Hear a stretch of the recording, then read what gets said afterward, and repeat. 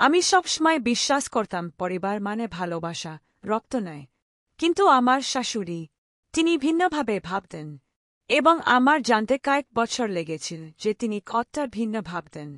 আপনি যদি শ্বশুর বাড়ির সাথে এমন কিছুর মধ্য দিয়ে গিয়ে থাকেন, তাহলে চ্যানেলটি সাবস্ক্রাইব করুন, কারণ আমি যে গল্পটি বলতে যাচ্ছি তা আপনাকে এখনও অনেক অবাক করবে। আমার নাম আনা, আমার বয়স 28 বছর এবং আমি রিকার্ডোর সাথে 5 বছর ধরে বিবাহিত। আমাদের একটি সুন্দর ছেলে আছে, মিগুয়েল, যে এই গল্পের সময় মাত্র 5 বছরের ছিল। একটি মিষ্টি শিশু, এমন এক শিশু যে কারো মন গলিয়ে দিতে পারে। অথবা অন্তত আমি তাই ভেবেছিলাম।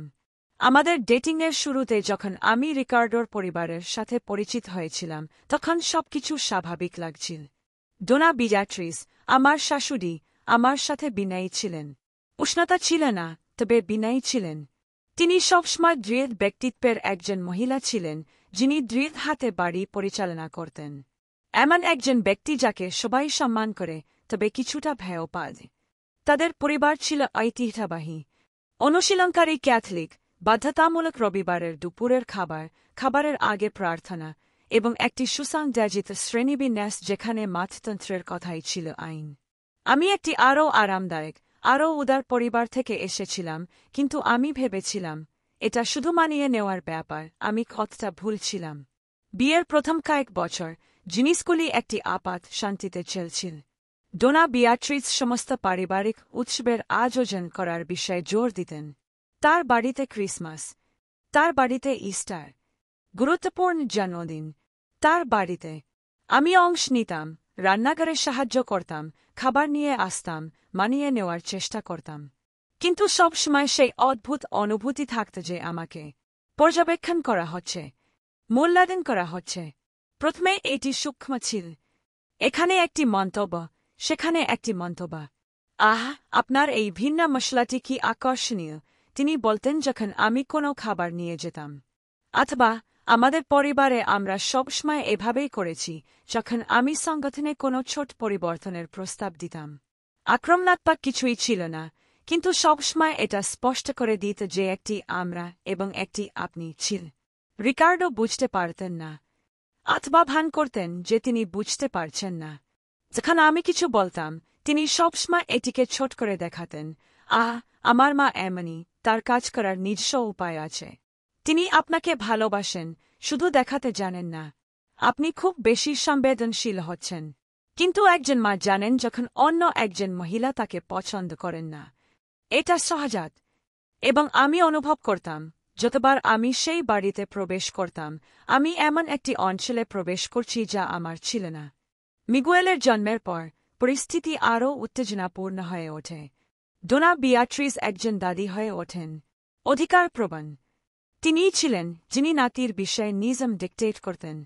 পরিদর্শনে সে কি পোশাক পরবে, কোন খেলনা উপযুক্ত, কিভাবে তার আচরণ করা উচিত, এবং সবসময় এটা বোঝাতেন যে আমি মা হিসেবে কি করছি তা জানি না।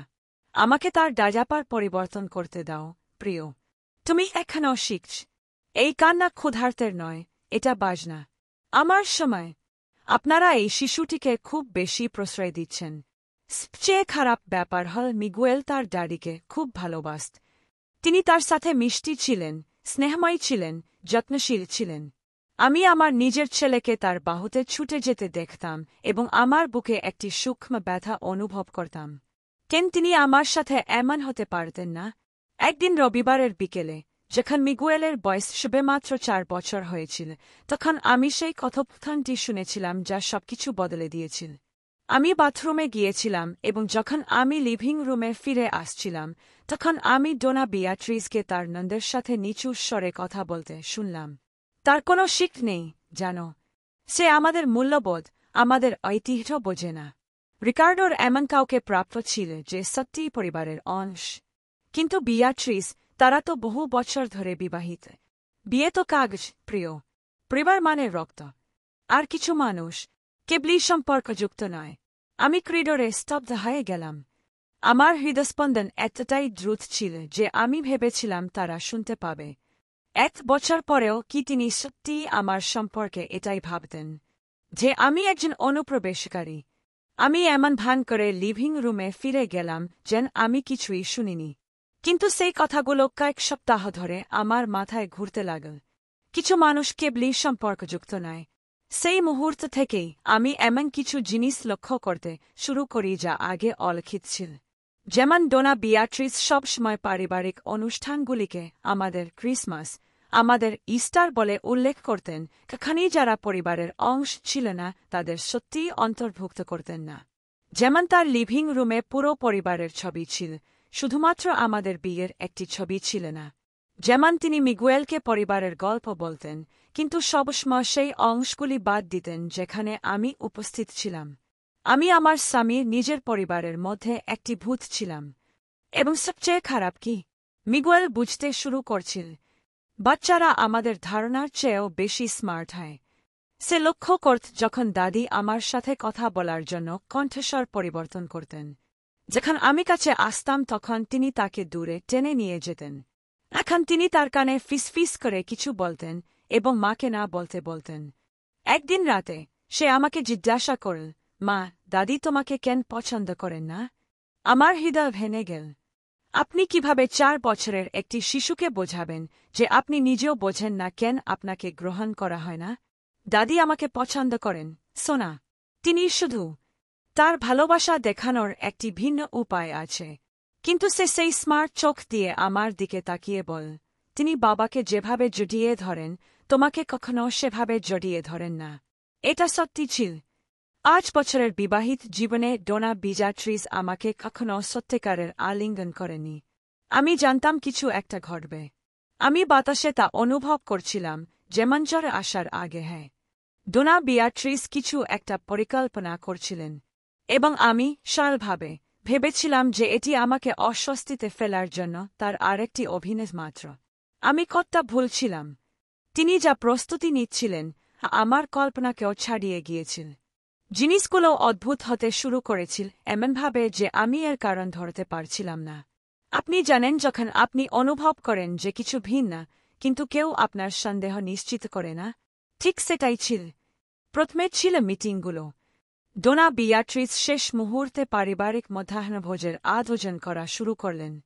সবসময় যখন আমি কাজ করছিলাম বা আমার কোনো প্রতিশ্রুতি ছিল, রিকার্ডো ফোন পেত, ছেলে, আজ এখানে দুপুরের খাবার খেতে এসো, আমি তোমার প্রিয় খাবার বানিয়েছি, এবং অবশ্যই সে যেত।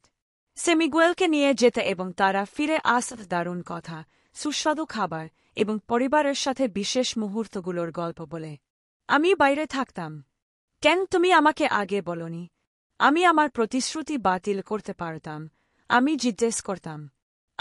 এটা সত্যিই শেষ মুহূর্তের ব্যাপার ছিল। আমার মায়ের রান্না করতে ইচ্ছা হয়েছিল। তুমি তো জানোই সে কেমন। প্রথমে আমি ভেবেছিলাম এটা কাকতালীয়, কিন্তু 5, 6, 7 বার পর কাকতালীয় বিশ্বাস করা কঠিন, তাই না? তারপর এলো ছবিগুলো। প্রতিটি পরিবারের সেই অন্তহীন হোয়াটসঅ্যাপ গ্রুপ আছে, শিশুদের ছবি আর সুপ্রভাত বার্তায় ভরা। রিকার্ডোর পারিবারিক গ্রুপে আমি ছিলাম, কিন্তু যেন অদৃশ্য ছিলাম। ডোনা বিয়াট্রিস সেই সমস্ত মিটিংয়ের ছবি শেয়ার করতেন যেখানে আমি অংশ নিতাম না। মিগুয়েল তার চাচাতো ভাই বোনদের সাথে খেলছে, রিকার্ডো তার চাচাদের সাথে কথা বলছে। ভর্তি টেবিল, পরিবার একত্রিত, সবাই হাসছে। আর আমি সেখানে সেলফোনের ছোট স্ক্রিনের মাধ্যমে সবকিছু দেখছি, যেন একজন অপরিচিত ব্যক্তি এমন লোকেদের জীবন গুপ্তচর বৃত্তি করছে যাদের আমি পরিবার বলতে পারি। সবচেয়ে বেশি আমাকে কষ্ট দিত মিগুয়েলকে সেই ছবিগুলিতে সবসময় খুশি দেখা। অবশ্যই আমি তাকে দুঃখী দেখতে চাইনি, কিন্তু এটা উপলব্ধি করতে কষ্ট হত যে আমার অনুপস্থিতি তার কাছে কোনো পার্থক্য তৈরি করছে না। সে একটি পারিবারিক গতিশীলতার সাথে অভ্যস্ত হয়ে উঠছিল যেখানে মা কেবল উপস্থিত ছিল না। একদিন বিকেলে সে বাড়িতে এসে উত্তেজিতভাবে একটি তার্ক ভ্রমণের কথা বলতে লাগল যা দাদি আয়োজন করেছিলেন। মা, দাদি সবাইকে নতুন পার্কে নিয়ে গিয়েছিল। সেখানে বিশাল খেলনা আর আইসক্রিম ছিল এবং সব চাচাতো ভাই বোন ছিল। এটা খুব মজার ছিল। খুব ভালো, সোনা। আর মা কেন সাথে গেল না? সে খেলা থামিয়ে আমাকে এমনভাবে দেখল যেন সে একটি জটিল তথ্য প্রক্রিয়া করছে। দাদি বলেছিল তুমি ব্যস্ত ছিলে, কিন্তু কেউ আমাকে জিজ্ঞাসা করেনি যে আমি যেতে চাই কিনা। হ্যাঁ, সে বলেছিল যে দায়িত্বশীল প্রাপ্তবয়স্করা পার্কে খেলতে পারে না। ব্যাস, ডোনা বিয়াট্রিস আমার নিজের ছেলের মাথায় যে গল্পটি তৈরি করছিলেন তা সেখানেই ছিল, যে আমি একজন অতিরিক্ত দায়িত্বশীল মা, অতিরিক্ত ব্যস্ত, অতিরিক্ত গম্ভীর পরিবারের মজার মুহূর্তগুলিতে অংশ নেওয়ার জন্য। যে তিনি ছিলেন শান্ত দাদি, যিনি আনন্দ এবং মজা দিতেন যখন আমি বাড়িতে দায়িত্ব দেখাশোনা করতাম। আমি রিকার্ডোকে আরও সরাসরি প্রশ্ন করতে শুরু করলাম, তোমার কি অদ্ভুত মনে হয় না যে তোমার মা সবসময় এই জিনিসগুলোর আয়োজন করে যখন আমি যেতে পারি না? আনা, তুমি পাগলামি করছ। আমার মা ইচ্ছাকৃতভাবে এসব করেন না। রিকার্ডো, গত বৃহস্পতিবার বিকেলে সে দুটো ফোন করে তোমাদের রাতের খাবারের জন্য আমন্ত্রণ জানিয়েছিল। সে জান যে আমার রাত ৮টা পর্যন্ত মিটিং আছে। এটা কাকতালীয় ছিল। আর গত পরশু রবিবার সে ঠিক সেই সময়ে দুপুরের খাবারের সময় ঠিক করেছিল যখন আমার ডাক্তারের অ্যাপয়েন্টমেন্ট ছিল। তুমি তো অদ্ভুত সময়ে এসব ঠিক কর। তার সাথে কথা বলা অসম্ভব ছিল। রিকার্ডোর সেই নির্বাচিত অন্ধত্ব ছিল যা অনেক ছেলের তাদের মায়েদের প্রতি থাকে। তার কাছে ডোনা বিয়াট্রিস কোনো খারাপ কিছু করতে অক্ষম ছিলেন। যে কোনো প্রশ্নবিদ্ধ আচরণের একটি নির্দোষ ব্যাখ্যা ছিল। কিন্তু মিগুয়েল বিরক্তিকর প্রশ্ন করতে শুরু করেছিল।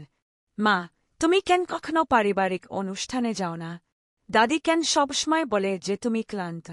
যখন তুমি দাদির বাড়িতে পৌঁছাও তখন সে কেন হাসা বন্ধ করে দেয়? বাচ্চারা সবকিছু খেয়াল করে। এবং আমার ছোট ছেলে এমন একটি উত্তেজনা লক্ষ্য করছিল যা তার নিজের বাবা দেখার ভান করছিল না। ঠিক তখনই চাচাতো ভাইয়ের জন্মদিনের পার্টির ঘটনাটি ঘটল। রিকার্ডোর শ্যালিকা, ছোট বোন, ৩০তম জন্মদিন পালন করছিল। একটি পারিবারিক পার্টি, খুব জাঁকজমকপূর্ণ কিছু নয়, তবে গুরুত্বপূর্ণ। আমি একটি সুন্দর উপহারও কিনেছিলাম, একটি বিশেষ পোশাক আলাদা করে রেখেছিলাম। পার্টির আগের দিন ডোনা বিয়াট্রিস রিকার্ডোকে ফোন করলেন। ছেলে, আগামীকাল সম্পর্কে আমি মনে করি তোমাদের মিগুয়েলকে বেশি দেরিতে নিয়ে যাওয়া উচিত নয়। উচ্চস্বরে গান বাজবে, বাচ্চাদের অসুবিধা হতে পারে। ঠিক আছে, মা। তাহলে আমরা তাড়াতাড়ি যাব। আসলে আমি ভাবছিলাম, আজ মিগুয়েলকে আমার কাছে রেখে গেলে কেমন হয়?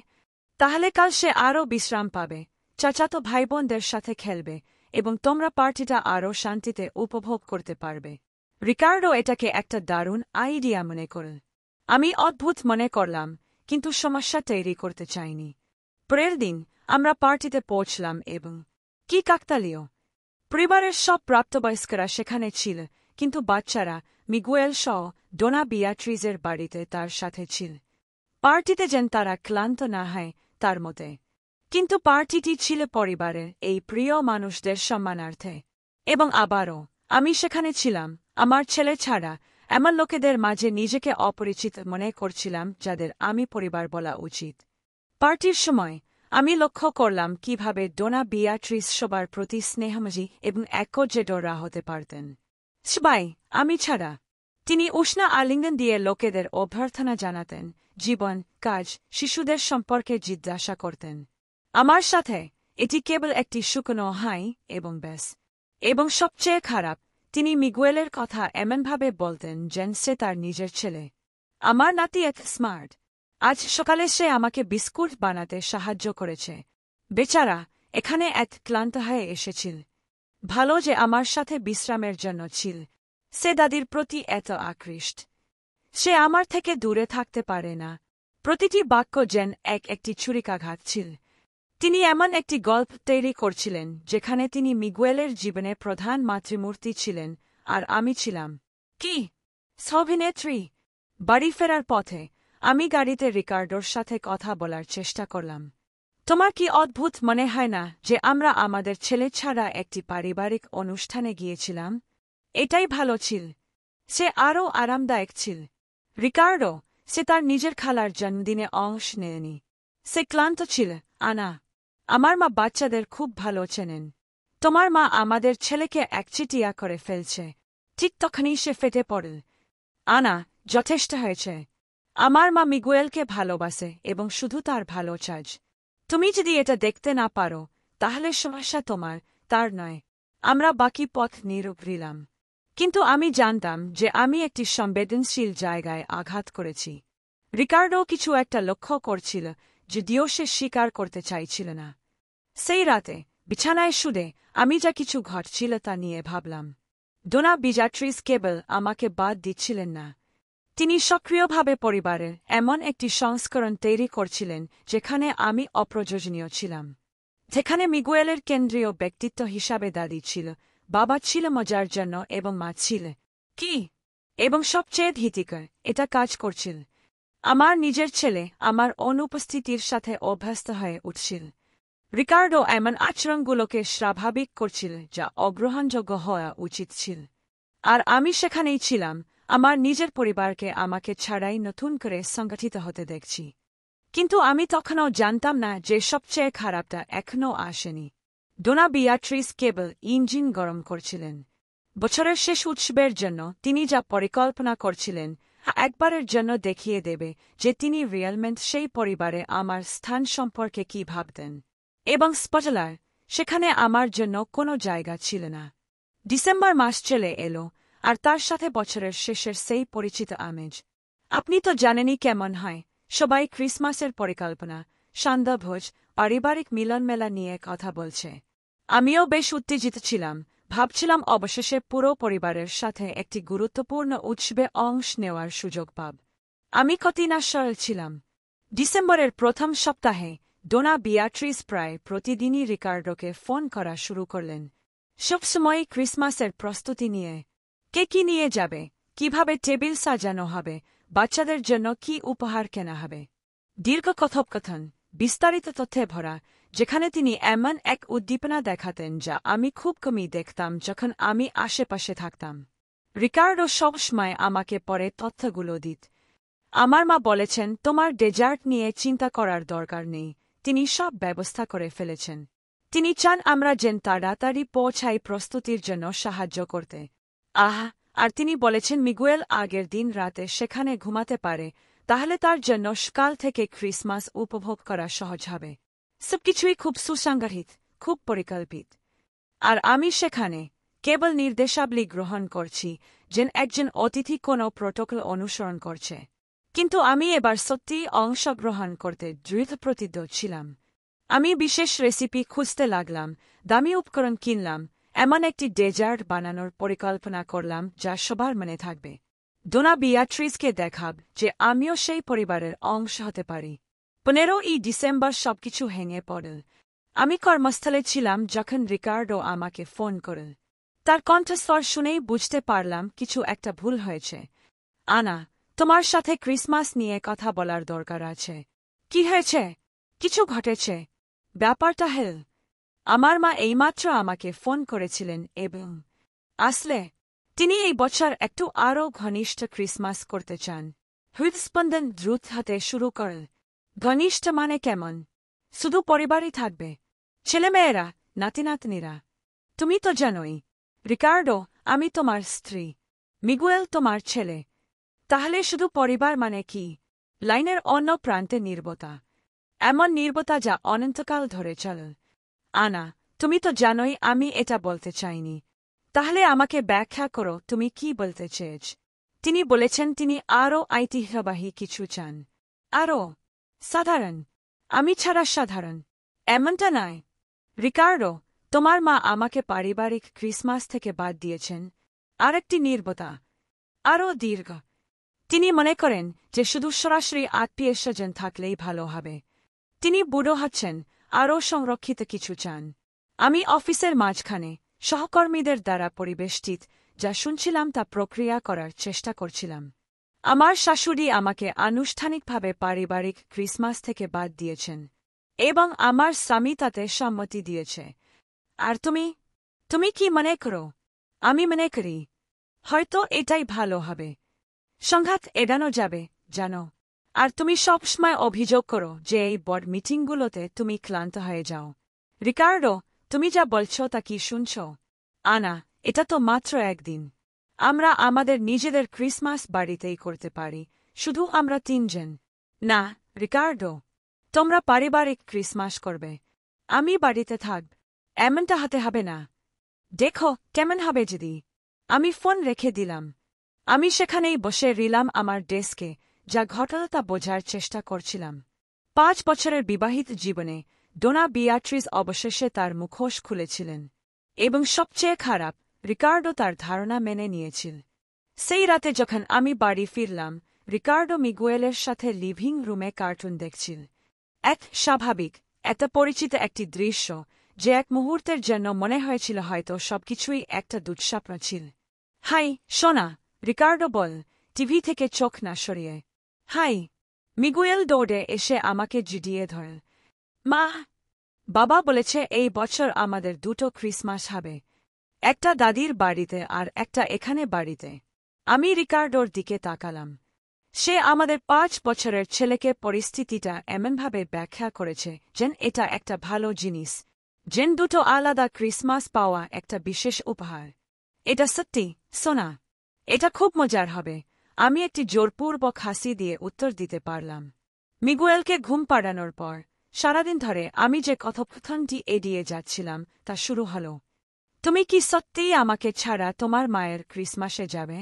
আনা, এটাকে নাটক বানানোর দরকার নেই। এটা তো মাত্র এক রাত। রিকার্ডো, তোমার মা আমাকে পারিবারিক ক্রিসমাস ডিনার থেকে নিষিদ্ধ করেছে। তুমি এর হাস্যকর দিকটা দেখতে পাচ্ছ না কেন? তিনি তোমাকে নিষিদ্ধ করেননি, তিনি কেবল আরও ঘনিষ্ঠ কিছু চান, তার ছেলের স্ত্রীকে ছাড়া ঘনিষ্ঠ। দেখো, আমি জানি এটা আদর্শ নয়, কিন্তু আদর্শ নয় রিকার্ডো, এটা অপমানজনক। 5 বছরের বিবাহের পর তোমার মা সিদ্ধান্ত নিচ্ছে যে আমি পরিবারের অংশ নিই? এমনটা নয়। তাহলে কি? সে কিছুক্ষণ উত্তর না দিয়ে তার পরিচিত সেই উদ্বিগ্ন ভঙ্গিতে হাত দিয়ে চুল ছুঁল। আনা, আমার মায়ের মাঝে মাঝে অদ্ভুত ধারণা হয়, আমি জানি, কিন্তু সে আমার মা, আর সে বুড়ো হচ্ছে, আরও এক গুণে হচ্ছে। ঝগড়া করার চেয়ে শুধু সম্মতি দেওয়াই সহজ। কার জন্য সহজ? সবার জন্য। আমি ছাড়া সবার জন্য। শুধু এইবার, আনা। পরের বছর আমরা তার সাথে কথা বলব, আরও ভালোভাবে বোঝাব। না, রিকার্ডো, তুমি বেছে নেবে। হয় তুমি আমার স্বামী এবং মিগুয়েলের বাবা, এবং আমরা একসাথে এই পরিস্থিতির মোকাবেলা করব, অথবা তুমি মায়ের বাধ্য ছেলে যে সবকিছু তার কথামত করে। এমনটা হতে হবে না। হতেই হবে, কারণ যেভাবে চলছে তোমার মা সিদ্ধান্ত নিচ্ছেন কে আমাদের পরিবারের অংশ, এবং আপাত দৃষ্টিতে আমি নি। রিকার্ডো চুপ হয়ে গেল, আর সেই নির্বতায় আমি সবকিছু বুঝলাম। সে ইতিমধ্যেই বেছে নিয়েছে, অনেক আগে থেকেই। তুমি কি সত্যিই যাবে? আনা, উত্তর দাও। তুমি কি তোমার স্ত্রীকে ক্রিসমাসে একা রেখে তোমার মাকে খুশি করতে যাবে? আমি মিগুয়েলকে নিয়ে যাব। সে পারিবারিক ক্রিসমাস ছাড়া থাকতে পারে না, তার পরিবার এই বাড়িতেও আছে। তুমি জানো এটা একই জিনিস নয়, এবং সেখানেই ছিল আঙ্গনে এবং কঠিন সত্তা। রিকার্ডোর জন্য আসল পরিবার ছিল তার নিজের পরিবার। আমি ছিলাম কেবল একটি পরিশিষ্ট, গুরুত্বপূর্ণ তবে অপরিহার্য নয়। সেই রাতে বিছানায় শুলে আমি ভাবছিলাম কিভাবে আমি এখানে এসে পৌঁছলাম, কিভাবে একজন 28 বছর বয়সী, স্বাধীন, বুদ্ধিমতী মহিলা অন্য কাউকে সিদ্ধান্ত নিতে দিয়েছিল যে সে তার নিজের পরিবারের অন্তর্গত কিনা। আমি মিগুয়েলের কথা ভাবলাম, আশের ঘরে ঘুমিয়ে আছে, যে নাটক আনফোল্ডিং হচ্ছিল তার থেকে সে অজ্ঞাত। একটি শিশুকে কিভাবে বোঝাব যে মা পারিবারিক ক্রিসমাসে যায়নি কারণ দাদি তাকে ছাড়েনি? আমি সেই সমস্ত বারের কথা ভাবলাম যখন আমি অপ্রীতিকর মন্তব্যগুলো গিলে ফেলেছি, যখন আমি ইঙ্গিতগুলো না বোঝার ভান করেছি, যখন আমি উস্কানিতে কান দেইনি। সবকিছুই হারমোনি বজায় রাখার জন্য, সবকিছুই যেন সমস্যা সৃষ্টিকারী বোমা হিসেবে দেখা না হয়। এবং এটা আমাকে কোথায় নিয়ে গেল? ক্রিসমাসে বাড়িতে একা থাকতে, যখন আমার নিজের পরিবার আমাকে ছাড়াই উদযাপন করছিল। কিন্তু আমি যা জানতাম না তা হল ডোনা বিয়াট্রিস একটি খুব গুরুত্বপূর্ণ জিনিসকে অবমূল্যায়িত করেছিলেন, একটি শিশুর সরলতা। মিগুয়েলের বয়স হয়তো মাত্র 5 বছর, কিন্তু তার একটি বিশাল হৃদয় এবং ন্যায়বিচারের এমন একটি বোধ রয়েছে যা সবচেয়ে সিনেক প্রাপ্তবয়স্ক দুর্নীতিগ্রস্ত করতে পারে না। এবং ঠিক এই শৈশবের বিশুদ্ধতায় পুরো খেলাটি উল্টে দেবে যা ডোনা বিয়াট্রিস জিতে গেছেন বলে ভেবেছিলেন। কারণ এমন কিছু জিনিস আছে যা সবচেয়ে সূক্ষ্ম কারসাজিও একটি শিশুর চোখের আড়ালে লুকিয়ে রাখতে পারে না। এবং ভালোবাসা, সত্যিকারের ভালোবাসা, সবসময় জ্বলসে ওঠার পথ খুঁজে নেও, এমনকি গভীরতম অন্ধকারের মাঝেও। 24শে ডিসেম্বর এলো, আর তার সাথে সেই পরিচিত ক্রিসমাসের আমেজ। আপনি তো জানেনই কেমন হয়, রাস্তা সাজানো, বাড়িগুলো আলো ঝলমল করছে, পরিবারের একত্রিত হওয়ার এক চুমচকার শক্তি। তবে আমার বাড়িতে নয়। আমি সকাল সকাল ঘুম থেকে উঠলাম আর রিকার্ডোকে তার মায়ের বাড়িতে যাওয়ার জন্য প্রস্তুত হতে দেখলাম। সে স্পষ্টতই অস্বস্তিতে ছিল, আমার চোখের দিকে তাকাচ্ছিল না, এমন যান্ত্রিক নাড়াচাড়া করছিল যেন সে জানে কিছু ভুল করছে কিন্তু স্বীকার করার সাহস নেই। তোমরা কখন ফিরবে? আমি নিরপেক্ষ গলায় জিজ্ঞাসা করার চেষ্টা করলাম। জানি না। সম্ভবত দেরি হবে। তুমি তো জানোই এইসব পারিবারিক ব্যাপার কেমন হয়। না, রিকার্ডো। আমি জানি না। কারণ আমি সেখানে দেখতে থাকব না। সে তার জুতার ফিতা বাঁধা বন্ধ করে আমার দিকে তাকাল। এক মুহূর্তের জন্য তার মুখে অপরাধবোধের ঝলক দেখলাম, কিন্তু তা দ্রুত মিলিয়ে গেল। আনা, এটাকে আরও কঠিন করো না, যা ইতিমধ্যেই কঠিন। কার জন্য কঠিন? তোমার জন্য, যে সেখানে সবার সাথে খেতে আর হাসতে থাকবে?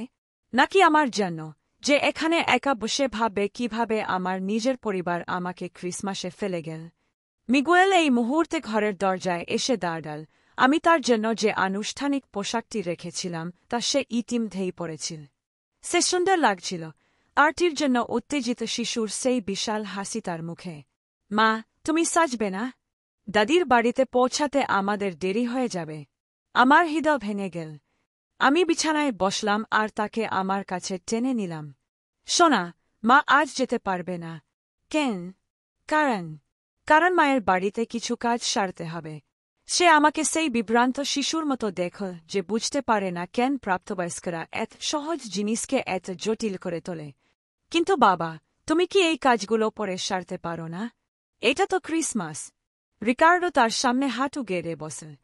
মিগুয়েল, মা এখানেই ভালো থাকবে। আর কাল আমরা শুধু আমাদের নিজেদের ক্রিসমাস করব, ঠিক আছে? কিন্তু আমি চাই মাও যাক। এবারে সম্ভব হবে না, বাবা। তবে তুমি চাচাতো ভাই বোনদের সাথে, দাদির সাথে খুব মজা করবে। আমি মিগুয়েলের চোখে সেই দুঃখ দেখলাম যা শিশুরা অনুভব করে যখন তারা বুঝতে পারে যে প্রাপ্তবয়স্কদের জগৎ অর্থহীন। সে বুঝতে পারছিল না কেন পরিবার ক্রিসমাসে একসাথে থাকতে পারে না। কারণ, সত্যি বলতে, আমিও বুঝতে পারছিলাম না। তারা বিকেল 4টা নাগাদ বেরিয়ে গেল। রিকার্ডো আমাকে গালে একটা সৌজন্যমূলক চুমু দিল আর বল, কিছু লাগলে ফোন করো। মিগুয়েল আমাকে শক্ত করে জড়িয়ে ধরল আর আমার কানে ফিসফিস করে বল, মা, তুমি নিশ্চিত যে তুমি যেতে চাও না? আমি নিশ্চিত, সোনা। খুব মজা করো আর পরে সবকিছু মাকে বলো। আমি দরজা বন্ধ করে লিভিং রুমের সোফায় বসলাম। বাড়িটা একেবারে নীরব। বাইরে প্রতিবেশীদের বাচ্চাদের খেলা, পরিবারের সান্ধ্যা ভোজের জন্য আসা, ক্রিসমাসের সেই চমৎকার উত্তেজনা শুনতে পাচ্ছিলাম। আর আমি সেখানে একা। নিজেকে অন্যদিকে ব্যস্ত রাখার চেষ্টা করলাম। টিভি চালালাম, কিন্তু শুধু ক্রিসমাসের ছবিই চলছিল। একটা বি নিলাম, কিন্তু মনোযোগ দিতে পারছিলাম না। রান্নাঘরে গিয়ে কিছু রান্না করার চেষ্টা করলাম, কিন্তু কেন? একা খাওয়ার জন্য। সন্ধ্যা 6টায় আমার সেল ফোন বেজে উঠল। পারিবারিক গ্রুপে একটি ছবি। সান্ধ্যাভোজের টেবিল, সুন্দর, খাবারে ভরা, সবাই ছবির জন্য পোজ দিচ্ছে। রিকার্ডো সেখানে ছিল, হাসছে। মিগুয়েল দাদির কোলে, উজ্জ্বল। সবাই খুশি। আমি ছাড়া। ছবির ক্যাপশনটি ছিল ডোনা বিয়াট্রিজের, আমাদের পরিবার একত্রিত। আরও একটি আশীর্বাদপূর্ণ ক্রিসমাসের জন্য কৃতজ্ঞ। আমাদের পরিবার। তার পরিবারের মধ্যে তার ছেলের স্ত্রী অন্তর্ভুক্ত ছিল না। আমি সেই ছবির দিকে তাকিয়ে রইলাম যতক্ষণ না আমার চোখ ঝাপসা হয়ে গেল। এটাই কি আমার আসল মূল্য ছিল? 5 বছরের বিবাহ, অংশ হওয়ার চেষ্টা, অপমান গিলে ফেলা, এই পর্যায়ে পৌঁছানোর জন্য? যেন আমি কখনো অস্তিত্বই ছিলাম না এমনভাবে বাতিল হওয়ার জন্য। রাত 8টায় রিকার্ডোর একটি ফোন এলো। হাই, সোনা। কেমন আছ? তোমার কি মনে হয় আমি কেমন আছি, রিকার্ডো? দেখো, আমি জানি এটা আদর্শ নয়। আজ রাতে আর ফোন করো না। তোমার পরিবারের সাথে মজা করো। আনা। আমি ফোন রেখে দিলাম। সেগুলো ছিল আমার জীবনের সবচেয়ে খারাপ 4 ঘণ্টা। আমি সান্ধ্যাভোজের প্রতিটি মুহূর্ত কল্পনা করছিলাম। মিগুয়েল চাচাতো ভাইবোনদের সাথে খেলছে। রিকার্ডো চাচাদের সাথে কথা বলছে। ডোনা বিয়াট্রিস সম্পূর্ণভাবে রাজত্ব করছেন, অবশেষে তার পরিবারকে সম্পূর্ণ করে যেভাবে তিনি সবসময় চেয়েছিলেন। প্রায় মধ্যরাত যখন আমি দরজায় চাবির আওয়াজ শুনলাম, তারা ফিরে এসেছে। মিগুয়েল দৌড়ে আমার কাছে এলো, তখনও উৎসবের পোশাকে, চোখে আনন্দের ঝিলিক। মা, মা, খুব মজা হয়েছে। টার্কি আর টেন্ডার ছিল, আর তোমার পছন্দের সেই মিষ্টিটা ছিল, আর চাচাতো ভাই বোনেরা নতুন ভিডিও গেম এনেছিল, আর দাদি সেই বিশাল ডেজার্টটা বানিয়েছিল। আর বাক্টের মাঝখানে থামল আর মনোযোগ দিয়ে আমার দিকে তাকাল। মা, তুমি কাঁদছিলে? না, সোনা। মা শুধু ক্লান্ত। কিন্তু তোমার চোখ লাল। বাচ্চারা, তারা সবকিছু দেখে। রিকার্ডো তার পেছনে এলো, উপহারের ব্যাগ আর সান্দাভোজের লেফটওভার্স নিয়ে। মিগুয়েল, দাঁত মাজো। দেরি হয়ে গেছে। কিন্তু আমি মাকে পার্টির কথা বলতে চাই। কাল তুমি বলবে। এখন যাও। মিগুয়েল বেরিয়ে যাওয়ার পর আমরা দুজনেই সেখানে দাঁড়িয়ে রইলাম, কি বলব জানি না। কেমন ছিল? আমি জিজ্ঞাসা করলাম, প্রকৃত কৌতূহলের চেয়ে সৌজন্যের বসে বেশি। ভালো ছিল। মিগুয়েল খুব মজা করেছে। ভালো। আনা, দেখো। রিকার্ডো, আমি ক্লান্ত। আমরা কাল কথা বলব। সে কয়েক সেকেন্ড সেখানে দাঁড়িয়ে রইল, যেন কিছু গুরুত্বপূর্ণ বলতে চেয়েছিল, কিন্তু বল না। শুধু মাথা ঝাঁকাল আর বাথরুমে চলে গেল। আমি শুতে গেলাম, কিন্তু ঘুমোতে পারলাম না।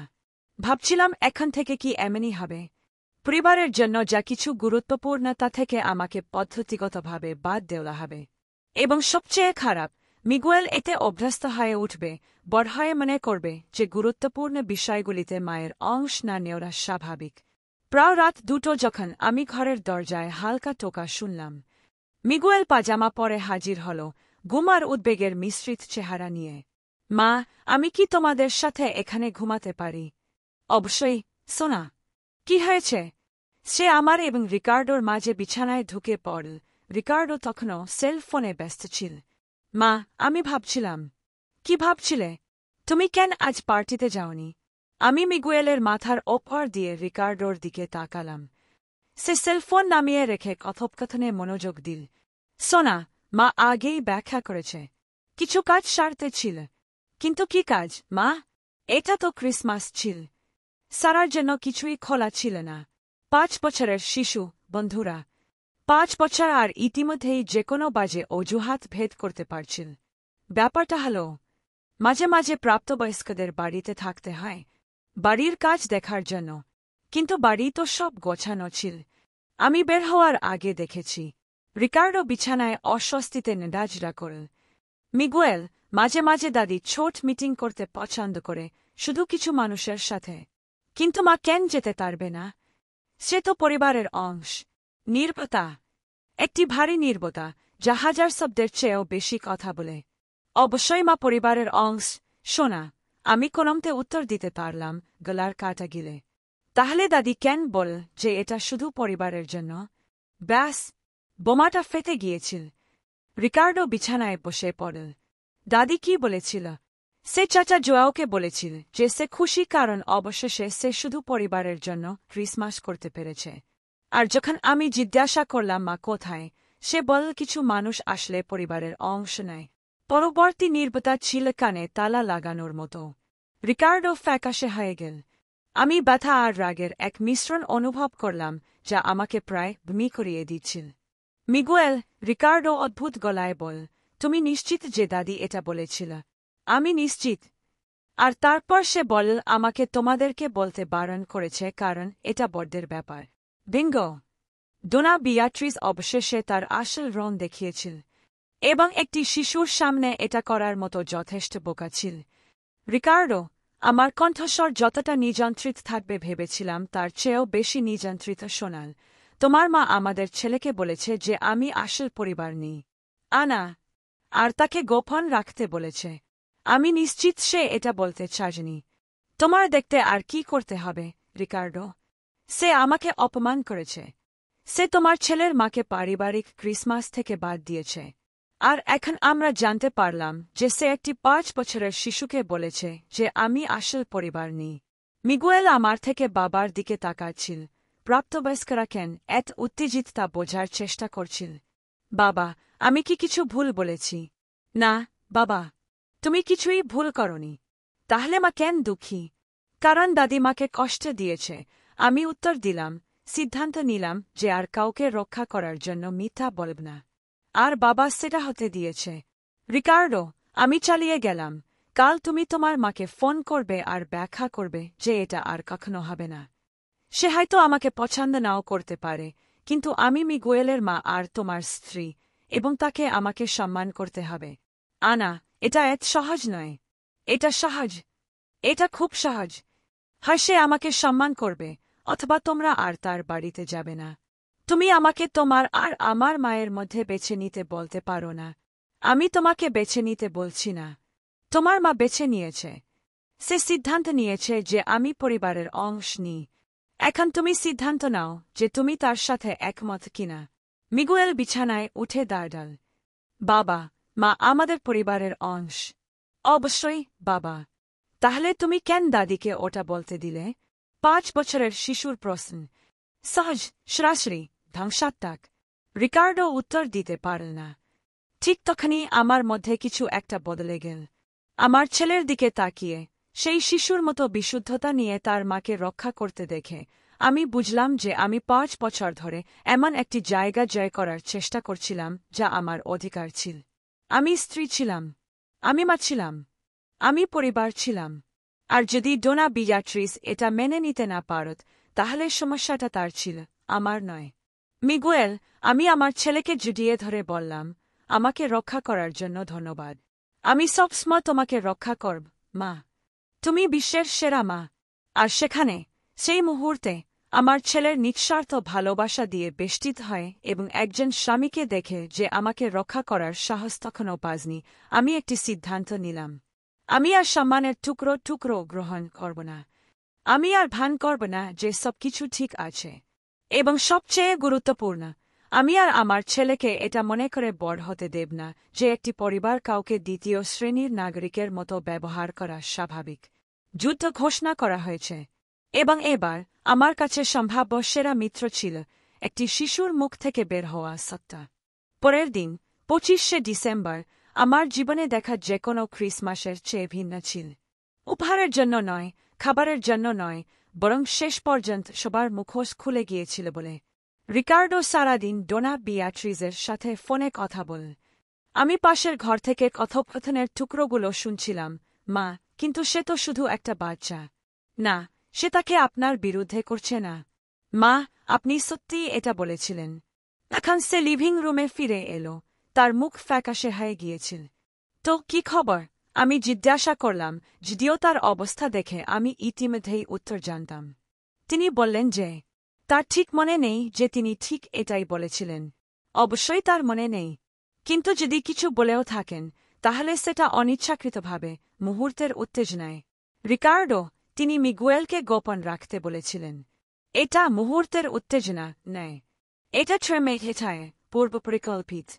সে সোফায় নিজেকে ফেলে দিল আর হাত দিয়ে মুখ খসল। 5 বছরের মধ্যে প্রথমবারের মতো, আমি রিকার্ডোকে সত্যিই তার মায়ের আসল রূপের মুখোমুখি হতে দেখলাম। আনা, আমি জানি না কি করব। আমি জানি। তুমি সিদ্ধান্ত নেবে, তুমি আমার স্বামী হতে চাও নাকি ডোনা বিয়াট্রিজের ছেলে। এটা এত সহজ নয়। হ্যাঁ, এটা সহজ, রিকার্ডো।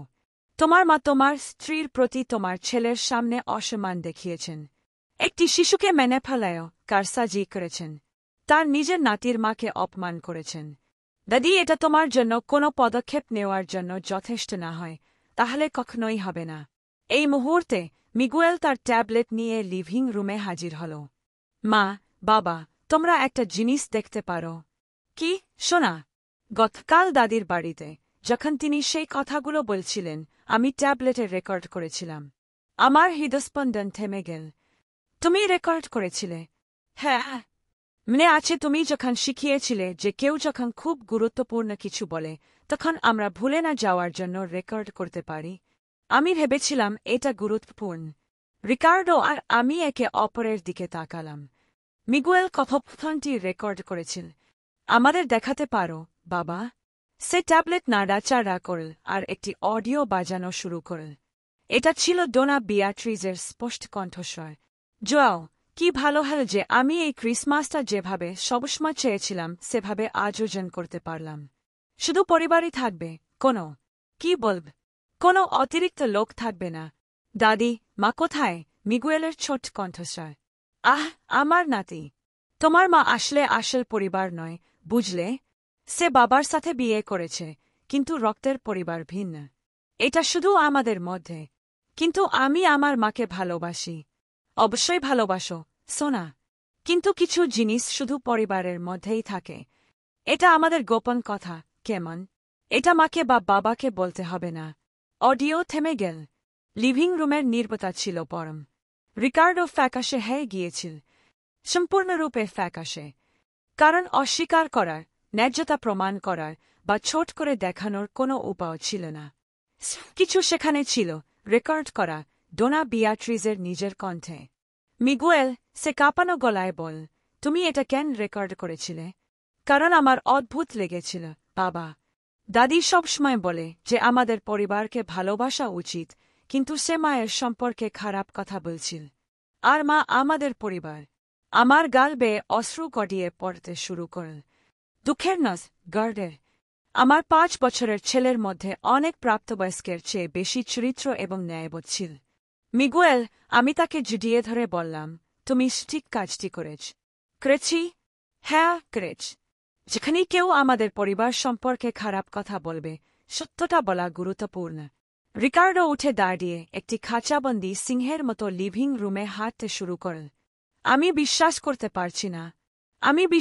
পারছি না যে সে একটি শিশুকে এটা বলেছে। বিশ্বাস করো, রিকার্ডো।